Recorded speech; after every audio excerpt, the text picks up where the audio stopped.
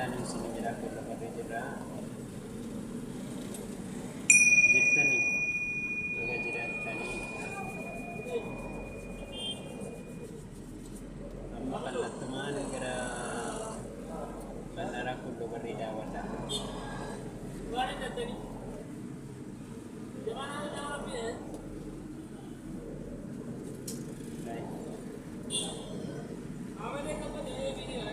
Kanapagkati, jiman manaran lugar kanapagkati siya labalinan mo sindawa chisa.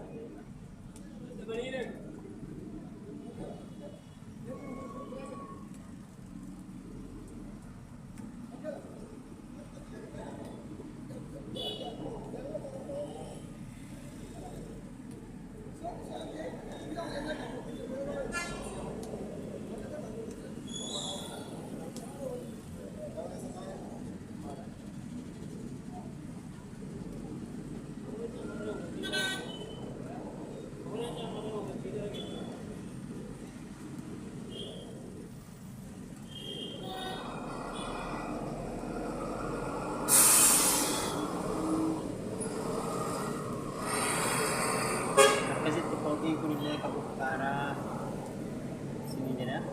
Wala ikan man kanami gugun ikan budak